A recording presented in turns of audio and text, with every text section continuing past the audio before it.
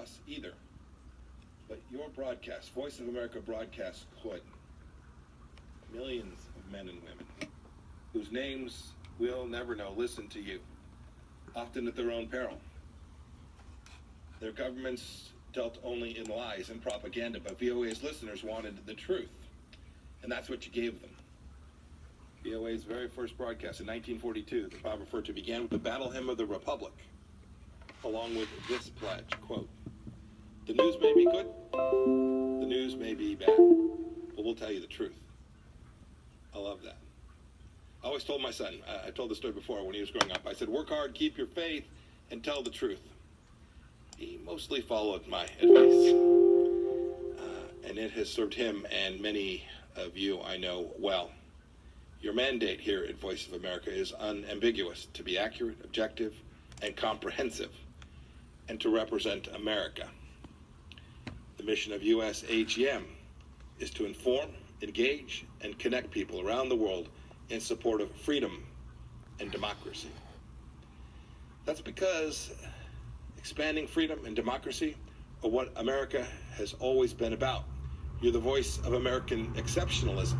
You should be proud of that. The world needs VOA's clarion call for freedom. Now more than ever, I hear it wherever I go. That's what I wanted to talk about today. I tell audiences about American exceptionalism wherever and whenever I can, because it's true, because it's important. America is good and great, and everyone who truly grabs our founding understands this. Michael and Bob have made studying this history their life's work. Many of you have made it your life's mission too. That's why you work here at Voice of America. We were indeed the first nation founded on the central belief that all human beings are endowed with certain unalienable rights, and the governments are instituted to secure those God-given rights. We have always striven for a more perfect union. And goodness knows we don't always get it right. Therefore, we need both pride and humility about our past and our present. We need the truth. But it's very clear that when Americans have united around our founding values, be it in Philadelphia, at Gettysburg, at Seneca Falls, or during Martin Luther King's March on Washington, we've made good on our founding promise time and time again. Now, our adversaries try and claim otherwise. When the Chinese Communist Party attempted to exploit the tragic death of George Floyd to claim their authoritarian system was somehow superior to ours, I issued a statement which read in part, quote, "During the best of times, the People's Republic of China ruthlessly imposes communism. But amid the most difficult challenge, the United States secures freedom. There is no moral equivalence. This is a self-evident truth. It is not fake news for you to broadcast that this is the greatest nation in the history of the world and the greatest nation this civilization has ever known. Indeed, I'm not saying this to ignore our faults. Indeed, just the opposite. It is to acknowledge them.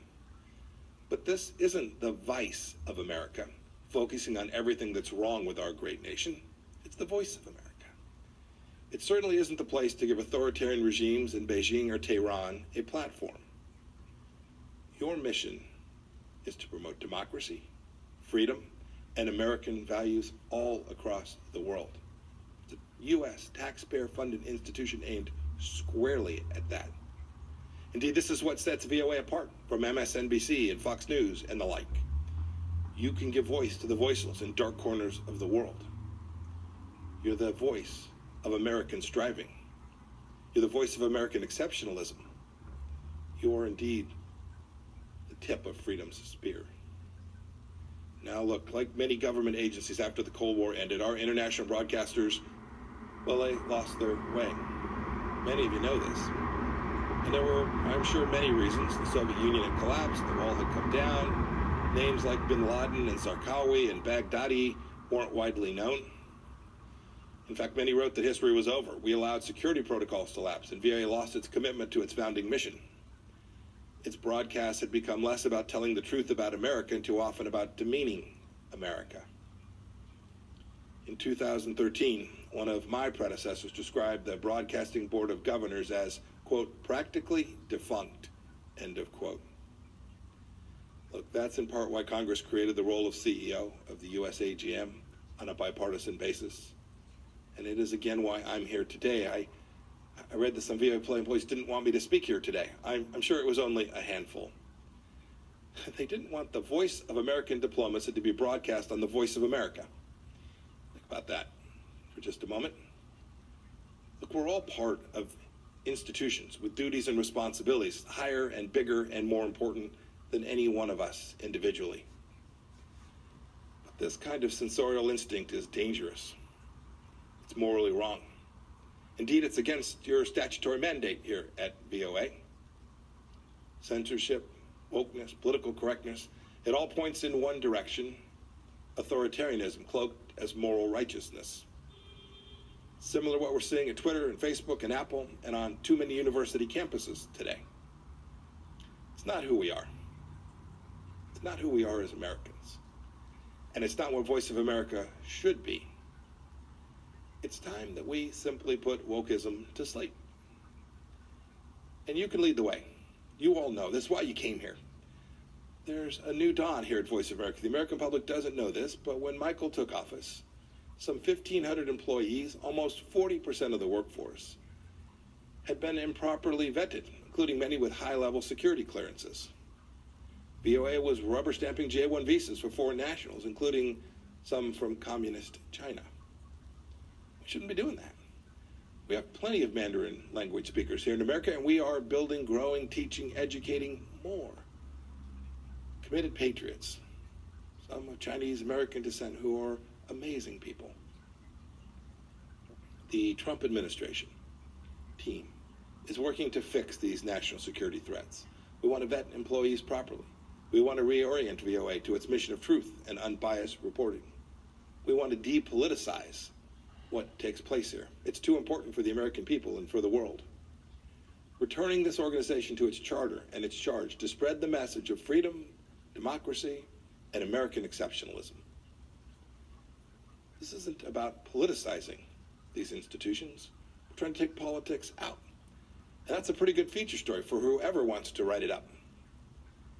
As Secretary of State, I'm telling you all of this because I want the best for the people here and for this organization, because you are vital to helping America shine light into the darkest places with the power that only America can muster.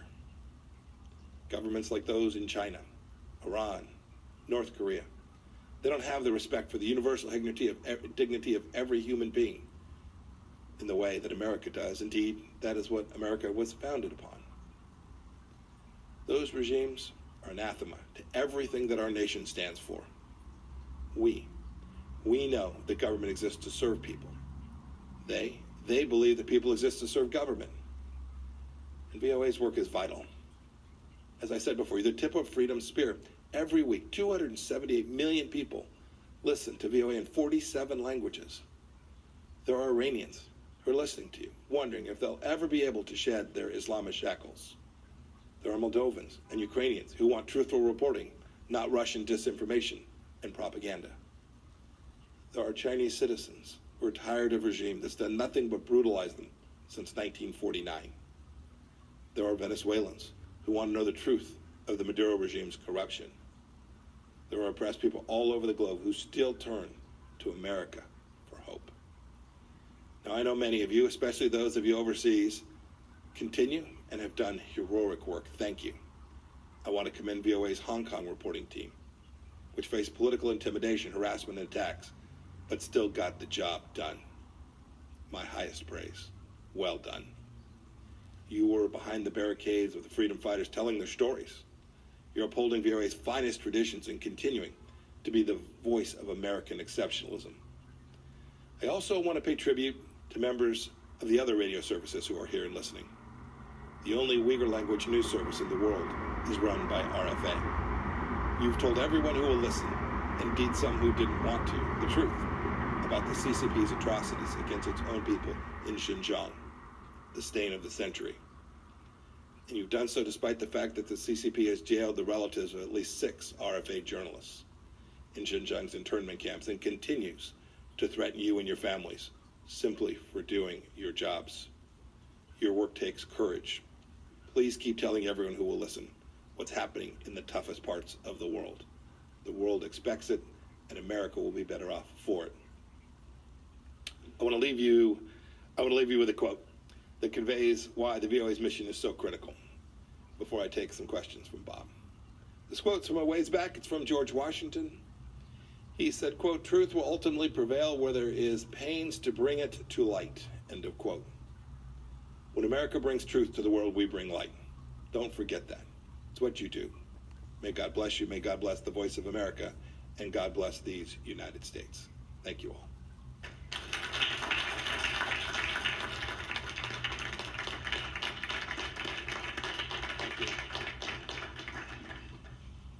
Thank you, Mr. Secretary. Some of the questions I have for you were fielded from our division directors who wanted to also have their input to get you to answer some of these. But let me begin with this one. This isn't a commercial media. We can afford to tell the full truth about America and the amplitude of American life in all of its facets. In your many travels in your recent years, what would you judge as those parts of America that are least known by foreign audiences that we need to tell them about? Yeah, you know, it's a really good question.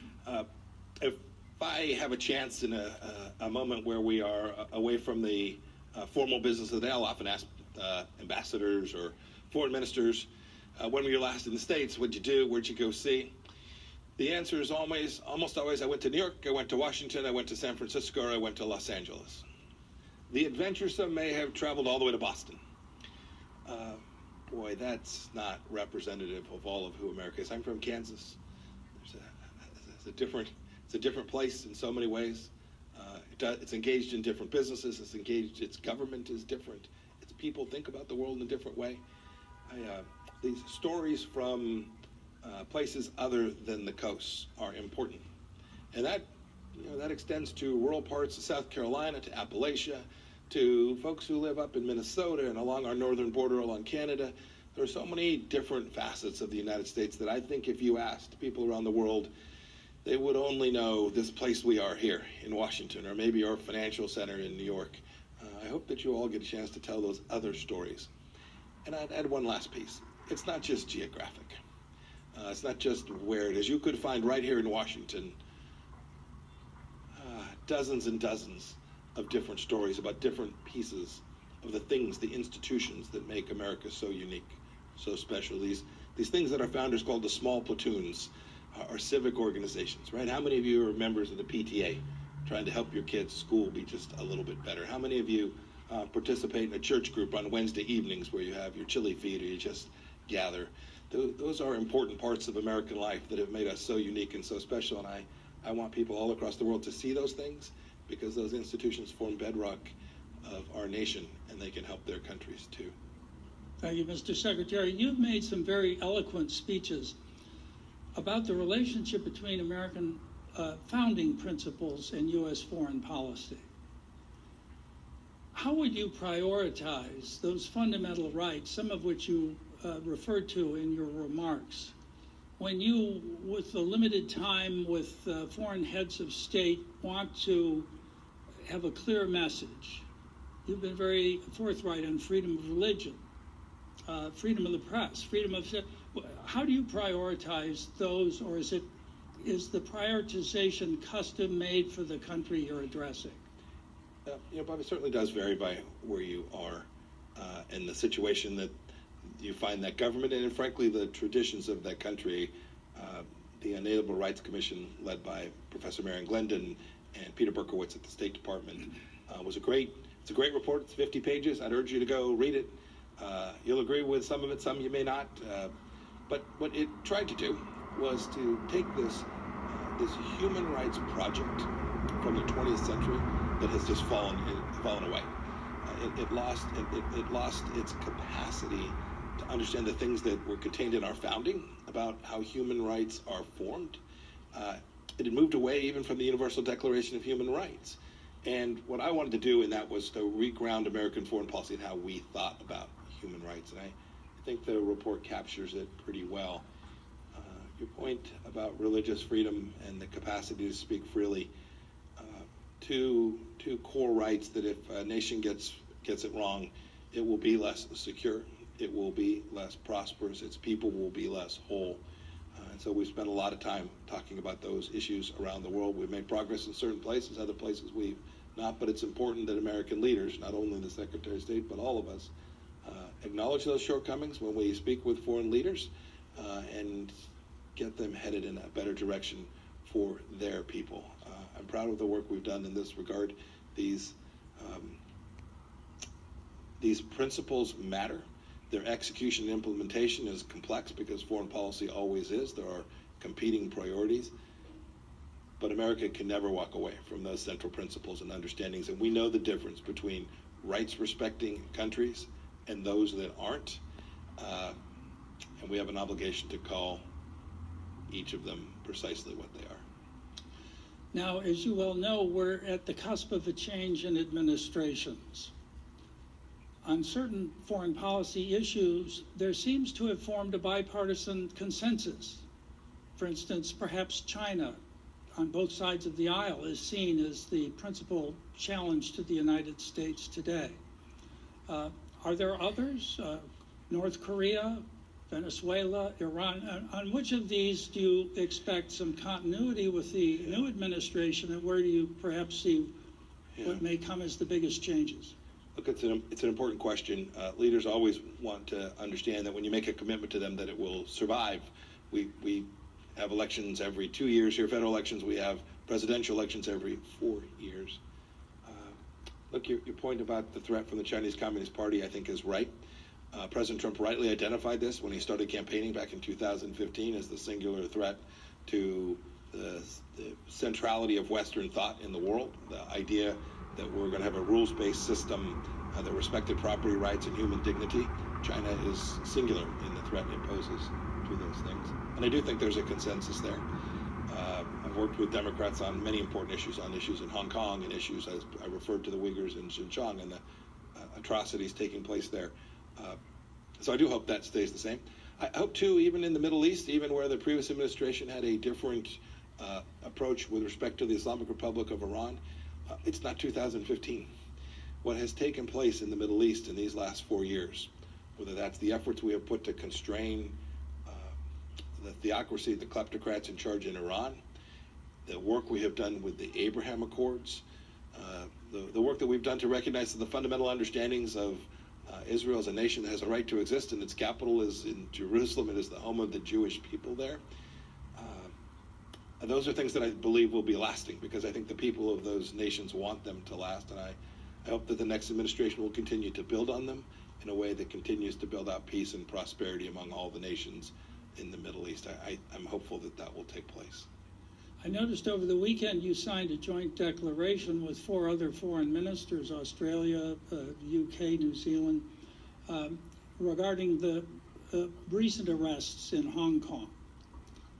You also removed the restraints on high-level diplomatic contacts between the United States and Taiwan, and apparently the U.S. ambassador to the UN will be in Taiwan soon. What do you expect to accomplish with this flurry? Yeah, well, flurry, I find funny. I should have chosen another word. But no, I get it. Look, I wish these things had been done a long time ago. These weren't rushed. These were considered efforts that we made, and they're an important part of the strategy that we've laid out with respect to how to protect and preserve American freedoms vis the challenge that the Chinese Communist Party presents. Look, one of the core problems, I gave some remarks where I talked about China and said, no matter what it is they say, we must distrust and verify.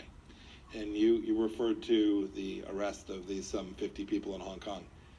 The Chinese Communist Party made a promise to the people of Hong Kong, and they walked away from it. The Chinese Communist Party has a commitment, a set of understandings we have with respect to Taiwan. We need to hold the parties accountable to those commitments as well. The Chinese Communist Party promised President Obama they wouldn't arm the islands in the South China Sea, and they turned around and did it, and there was almost no cost imposed. We have attempted to deliver a clear understanding of the requirements that we have for the Chinese Communist Party and how it should behave, that aren't, frankly, very different from what we expect of any nation with respect to how they interact with the United States. And we do that because we have a responsibility to preserve and protect security and prosperity for the American people. Our policy with respect to the Chinese Communist Party has furthered that, and this will be a long challenge. The Chinese Communist Party has a clear intent for hegemonic dominance, and we have an obligation, a responsibility to the American people and, frankly, to freedom-loving people around the world to make sure that that is not the world that our children and grandchildren live in. It's interesting in meeting with the division directors of Voice of America, how frequently in those meetings the name of China comes up. When I ask them what's on the horizon, what are you noticing, it's China. Latin America, China. East Africa, China. And it's not simply the Belt and Road Initiative, it's their information strategy, how they get affiliates in those regions of the world, how they feed them free stuff, and they're, as you know, a whole of government approach. Now, the United States isn't whole of government, but Voice of America is here to do our part through our bureaus and through our reporting. What do you think we can do better to help highlight the dangers these things represent when seen together rather than as a separate series of approaches? Well, this challenge is, in fact, comprehensive. Our administration began by working on the economic side of this. The president placed tariffs on Chinese goods, tried to stop intellectual property theft, denying tens of millions of jobs in the United States of America because they would steal our information, take it back to China, build it, and then dump it here in the United States. It's information. You talked about that. This is ongoing. Take the issue of the Wuhan virus.